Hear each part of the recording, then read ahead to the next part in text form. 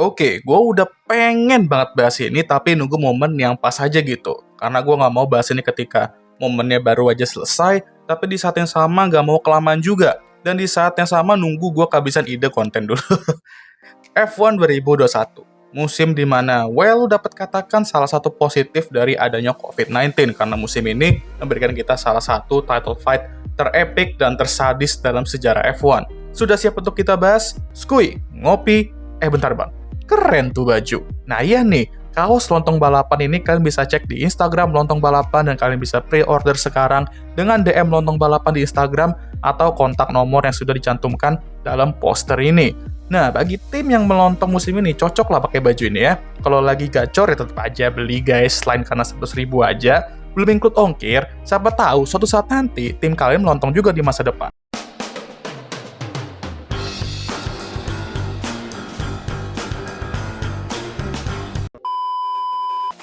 Sebelum gue bahas persaingan gelar musim itu, yang dimana alasan kenapa kita bahas ini, kita bahas dulu pergerakan driver market untuk musim itu, karena ini dapat dikatakan merupakan salah satu yang tergila sih.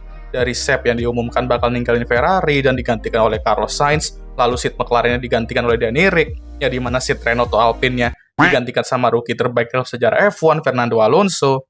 Dan untuk Sebastian Vettel, dia pun mendarat di Aston Martin menggantikan Checo Perez, yang dimana Doi pindah ke Red Bull musim depannya menggantikan Alex Albon. Dan gak sampai di situ aja, musim itu memperkenalkan kita sama 3 rookie yang graduate dari F2. Yuki Tsunoda di AlphaTauri menggantikan Daniel Kvyat, pembalap Rusia keturunan Malfoy yaitu Nikita Mazepin di Haas, dan rekan timnya juga yang merupakan sang juara dan anak legenda, yaitu Mick Schumacher di Haas juga.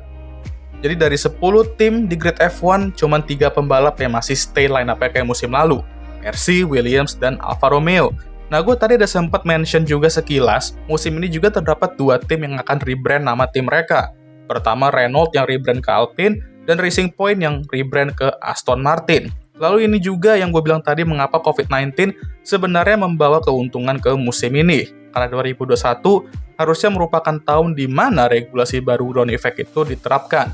Cuman karena pandemi mereka harus ngedelaynya setahun, jadi di tahun berikutnya, di 2022. 2021 hanya mengintroduce regulasi baru seperti cost cap, aero testing yang diminimkan untuk top team dan diperbanyak untuk mid dan lower team. Plus ini nih yang berpengaruh banget, pemotongan floor yang mengurangi downforce sebesar 10%.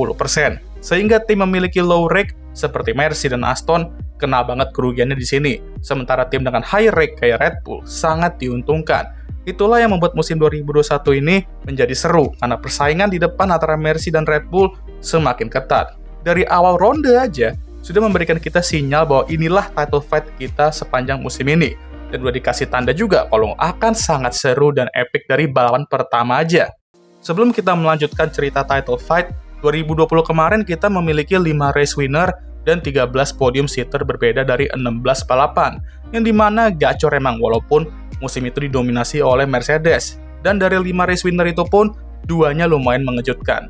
Di 2021, hal itu terjadi kembali di mana kita memiliki 12 podium seater berbeda dan memiliki 5 race winner berbeda. Dan lagi-lagi, 2 dari 5 itu sangat mengejutkan.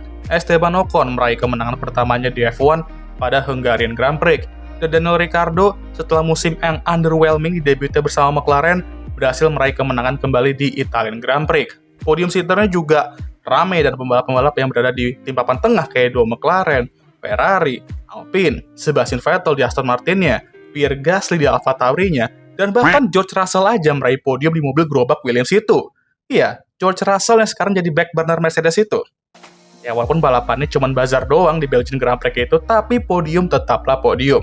Jadi, di bagian tengah dan belakangnya pun juga cukup seru. Ya kalau ngomongin belakang untuk Haas, sorry, ya serunya sih bukan karena mereka di belakang struggling, tetapi karena Nikita Mazepin ini ada aja hiburan-hiburannya walaupun dari belakang.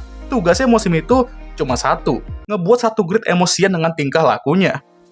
Tapi sekarang saatnya kita membahas duo juggernaut yang akan memperebutkan gelar juara dunia musim itu. Satu juggernautnya, Max Verstappen, masih merupakan pembalap muda, sang prodigy, dan sudah lumayan lama juga di F1 dan lagi hunting untuk gelar pertamanya. Yang satunya lagi merupakan juara dunia bertahan, Lewis Hamilton, sang veteran, dan sudah OTW menuju greatness on another level, mengincar gelar ke-8-nya dan memecahkan rekor jumlah juara dunia terbanyak yang dipegang sama dirinya dan Michael Schumacher. Siapapun yang juara pastinya akan menjadi legenda, dan itu yang membuat title fight ini epic. Tapi itu semua tentu tidak cukup untuk membuat title fight ini seru on track. Keduanya pun yaitu beraksi di dalam track itu ya, saling menukar kemenangan di ronde-ronde awal, saling kena bad luck juga, dan malah saling baku hantam dalam track beberapa kali kayak di Silverstone sama Monza. Dan pada saat itu, F1 pertama kali akan memiliki 22 race dalam satu musim. Jadi ini jumlah balapan terbanyak dalam satu kalender pada saat itu. Musim ini juga merupakan awal sprint race lahir di 3 race, yaitu Silverstone, Monza, dan Sao Paulo. Ya, walaupun jujur, sprint saat itu masih kurang banget formatnya. Hasil race-nya nentuin starting grid besoknya, dan yang dapat poin cuman top 3. Ya ngapain yang lain balapan gitu ya. Para title contender di beberapa balapan juga menunjukkan mengapa mereka layak jadi juara dunia. Kayak Max yang mampu meraih double win di Austria, balapan dengan Bargeport rusak di Hungaria, comeback di Rusia, dan sebagainya. Lalu Lewis Hamilton juga seperti epic comeback-nya di Brazil, dan bagaimana cara dia menjaga fokusnya di balapan di mana Max melakukan shenanigan gak jelasnya itu. Kedua pembalap membuktikan mereka sangat amat layak, baik lagi, jadi juara dunia di musim itu. Keduanya memiliki bad luck dan kesalahan fatal masing-masing. Keduanya juga udah berapa kali clash on track, tapi mereka benar-benar saling sikut-sikutan. Dan itu yang bikin title fight F1 ini seru habis. Bahkan penonton di Indonesia pun meningkat di musim ini. Kalau kata Tokoha, emang musim F1 yang ada title fight sampai akhir dijamin bakal ramai penonton. Dan itu terjadi di 2021 dan 2025 kemarin. Menuju Abu Dhabi, kedua pembalap berada dalam poin yang sama. Jumlah balapan terbanyak dalam satu kalender saat itu termasuk 3 sprint, tetapi kedua title contender nggak ada yang memisahkan. Hanya satu balapan terakhir di Yas Marina Circuit yang akan menentukan siapa juara dunianya. Awal balapan aja udah drama dengan Max dive bomb, Lewis keluar track, cut chicane, tapi mampu lolos dari penalti. Lalu Checo mencoba nahan Lewis sekeras dan selama mungkin agar Max bisa mengejar di belakangnya. Tetapi semua itu sia-sia. Lewis terlalu cepat dan sepertinya akan meraih gelar juara dunia ke-8 itu. Hoi, gelar Michael Schumacher akhirnya pecah, kata Miguel. Ya, biarin aja Miguel, selebrasi karena dia jelas sotoy kayak biasa. Nicholas Latifi, sang agen Red Bull, crash. Max ganti ban soft, dan ya, soal drama safety car itu yang buat Toto.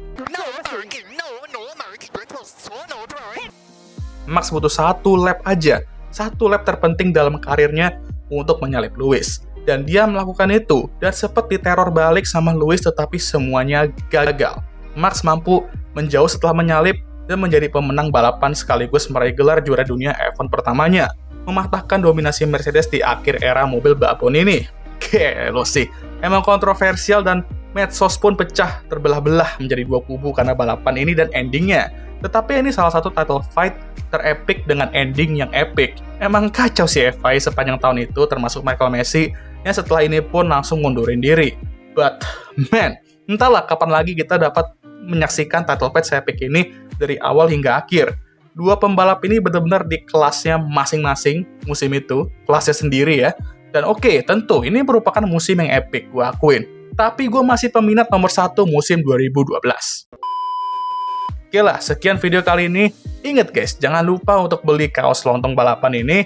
Ada 2 warna, hijau dan putih, tinggal pilih aja mau yang mana. Bisa DM Instagram lontong balapan atau kontak nomor yang dicantumin di gambar. Oke, gimana menurut kalian? Masih merasa Lewis kena rob? Dan emang lah ya, kita udah berusaha buat melupakan, keinget lagi gitu ya. Anyway, jangan lupa untuk like, subscribe, dan share video ini. Dan jangan lupa juga untuk menyalakan lonceng notifikasi agar kalian semua tahu ketika gue ngupload video baru. Jangan lupa juga untuk follow Instagram gue. Kayak abang udah capek, dibeli, kaosnya dibeli ya. Seperti biasa, video ini kalian tutup oleh. Okay guys, thank you for watching.